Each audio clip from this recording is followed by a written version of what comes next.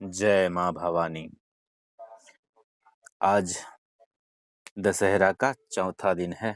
आज माँ भवानी का चौथा दिन है, यूं कहें तो मैंने आपको एक प्रॉमिस किया था कि नौ ऐसी ऐसी इंस्पिरेशन स्टोरी सुनाऊंगा जो माताओं बहनों के ऊपर होगा, जो सिर्फ और सिर्फ माता और बहनों के ऊपर ही होगा, किसी और पर नहीं होगा। तो आज का जो थंबनेल होगा उसको देख करके आप समझ ही गए होंगे कि मैं क्या बोलने चाह रहा हूँ।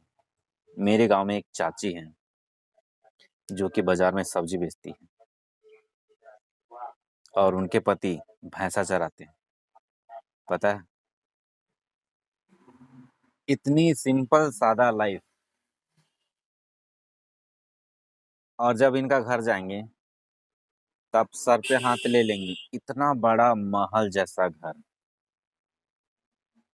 करोड़पति हैं ये चाची, करोड़पति से भी कहीं ज्यादा प्रॉपर्टी है, तो कहने के लिए बोल रहा हूँ कि करोड़पति हैं। उनके पास जमीन भी भरपूर है, घर में 3-3 नौकरी है। माने चाचा रिटायर किए हैं और उनका 2 बेटा अच्छे जॉब पर हैं। 4 बेटे हैं और एक टेंट वाला काम करते हैं, बड़े वाले बेटे जो मेरे साथ पढ़ते थे, मेरे क्लासमेट हैं।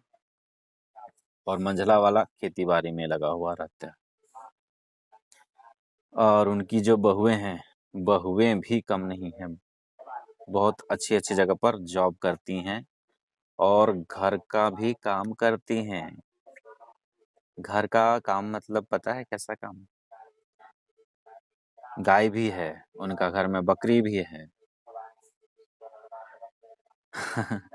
और उनका सारा काम, घर का खाना पीना, बच्चा लोग का स्कूल पहुंचाना, सारा चीज। और तो और घर का जो गाय लोग का गोबर होता है, भैंसा लोग का गोबर होता है, वो सब भी फेंकना और खेती बाड़ी में हाथ बटाना, ये सारी चीजें करते हैं और सारे लोग करते हैं। ऐसा नहीं कि जो नौकरी कर रहा है वो नहीं कर रहा है, जो नहीं कर रहा है वही कर रहा है। ऐसा कुछ भी नहीं है इनके घर में। और बाजार जाएंगे तो चाची को पाएंगे कि सब्जी बेच रही है, और खेत तरफ जाएंगे तो चाचा भैंसा चरा रहे हैं।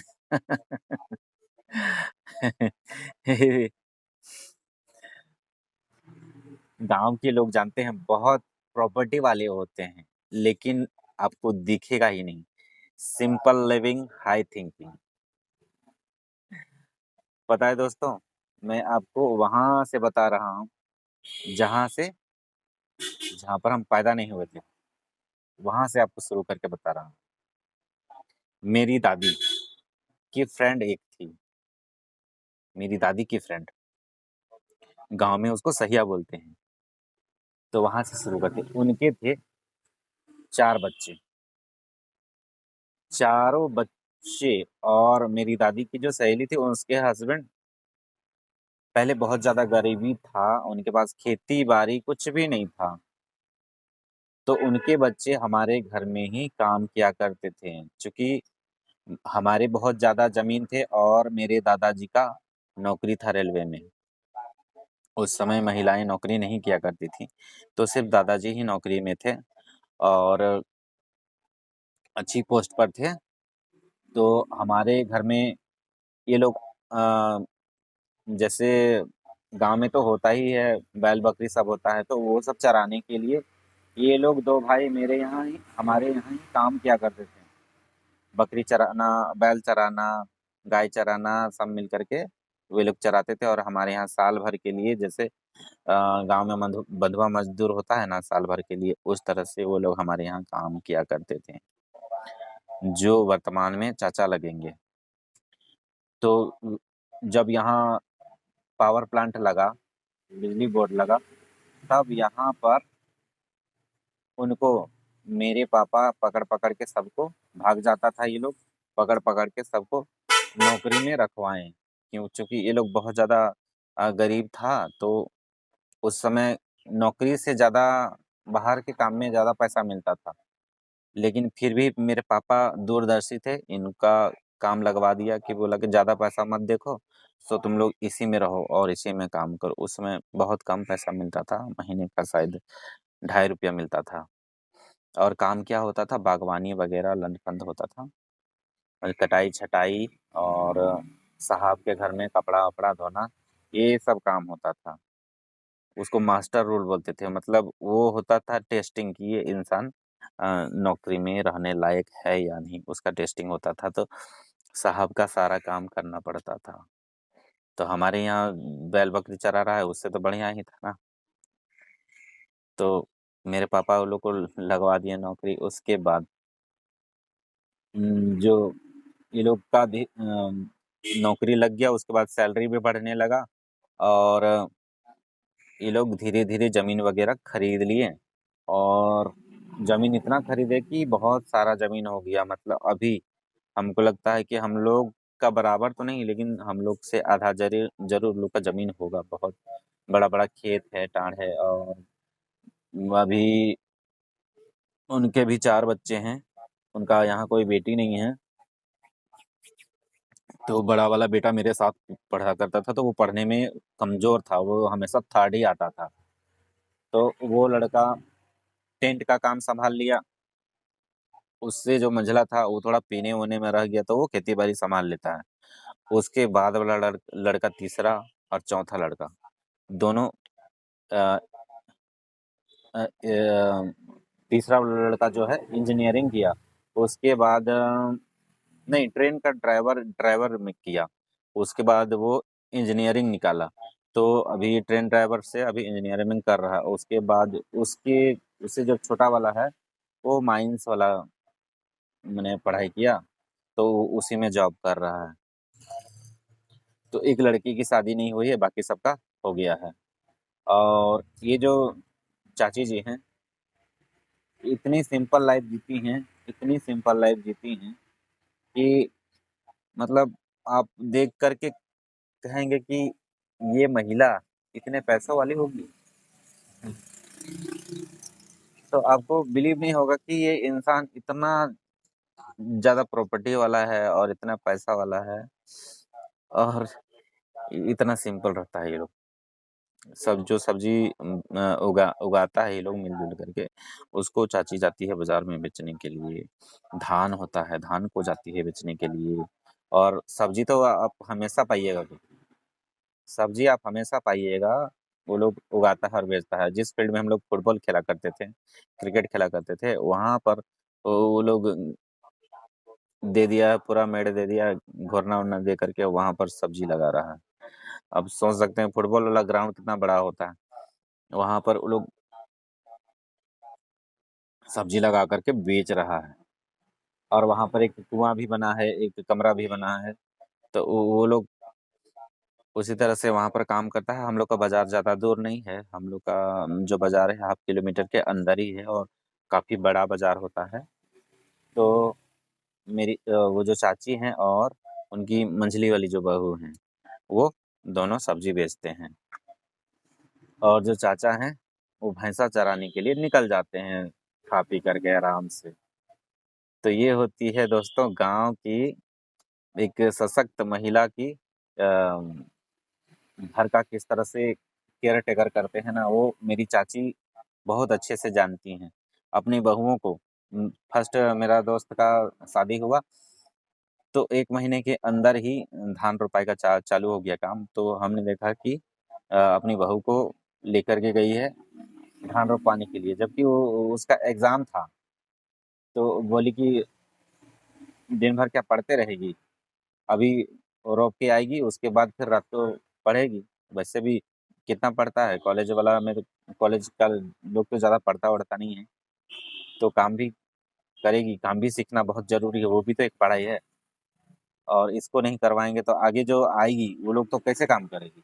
इसलिए इसको भी काम करवाना है, तो चाची उसको भी ले गई, जो मंझली वाली उसको भी काम करवाने ले जाती है, जो तीसरी नंबर वाली उसको भी खेत में ले जाती है। और घर के पीछे भी बहुत सारा ज़मीन है, तो वहाँ भी एक बड़ा-सा कुआँ उन लोगों ने खुदवाया है, वहाँ बहुत ज़्यादा पानी होता है।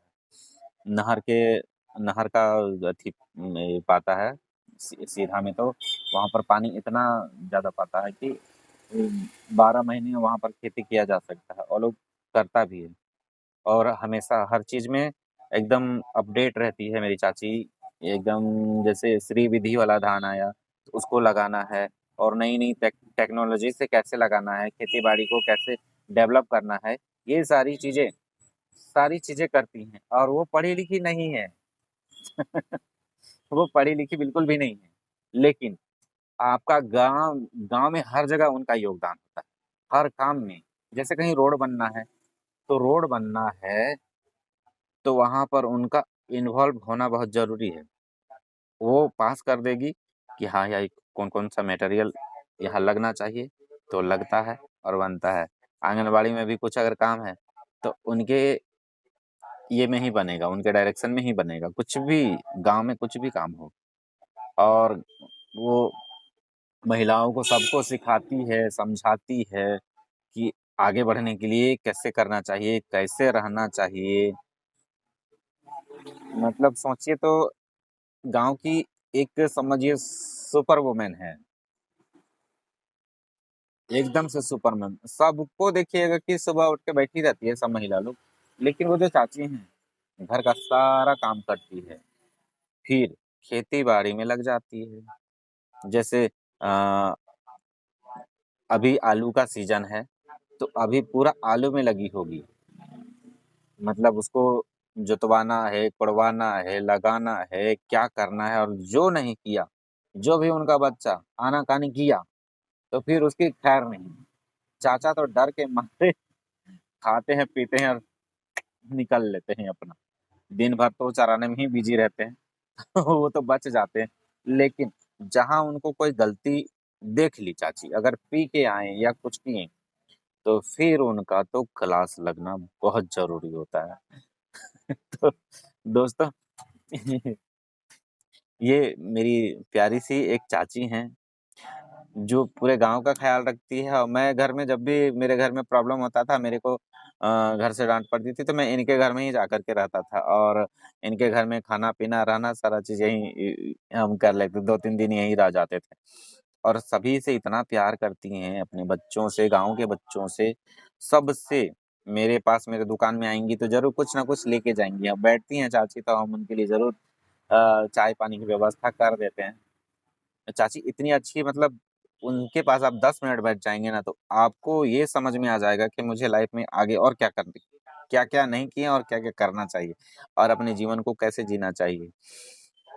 तो दोस्तों, ये बहुत ही प्यारी-सी स्टोरी थी मेरी गाँव की। एक मेरी चाची हैं, ये आदिवासी चाची हैं, लेकिन बहुत ही अच्छी हैं, बहुत प्यारी हैं, और सबको सही रास्ता बताने वाली हैं। तो मेरे हिसाब से ये मेरे गाँव की रोल मॉडल हैं, और इनके बारे में क्या कहूँ?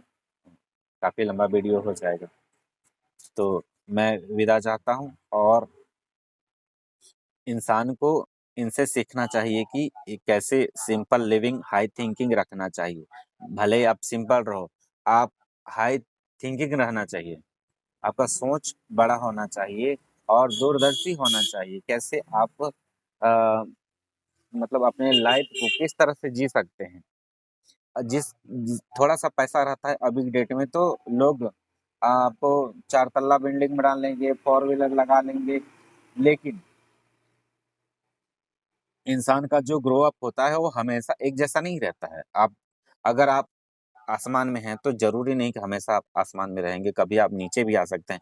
इसलिए आप यहाँ हमेशा रहेंगे, तो आपको कोई भी गलत नहीं बोलेगा, और आप जिस दिन यहाँ रहिएगा, और हमेशा इसको मेंटेन करना बहुत ज़रूरी है।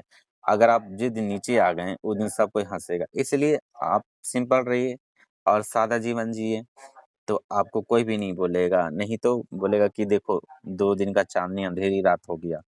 इसीलिए इंसान को अ, बड़ा सोच रखना चाहिए, छोटा तो नहीं रखना चाहिए, बड़ा ही सोच रखना चाहिए, और इसी तरह से अपना जीवन को निर्वाहन करना चाहिए। हमेशा आपको गाँव में तो कोई दूसे नहीं, कोई उस पे थूके नहीं कि देखो 2 दिन के लिए इतना उड़ा और उसके बाद अभी नीचे आ गया। तो ऐसा रहो कि आप कभी भी ऊपर हो या नीचे हो, फर्क नहीं पड़ना चाहिए, एकदम बैलेंस में होना चाहिए। जैसे गौतम बुद्ध ने कहा था ना, मजिम परिपदा, ये मतलब आपको ना ऊंचा लेवल में ना नीचा लेवल में, मीडियम लेवल में रहना चाहिए। तो थैंक यू आप लोगों का, मेरी वीडियो में बने रहने के लिए आप सभी का धन्यवाद। जय माँ भवानी। आप सभी पर अपनी कृपा बनाए रखें माता भवानी जी। बाय।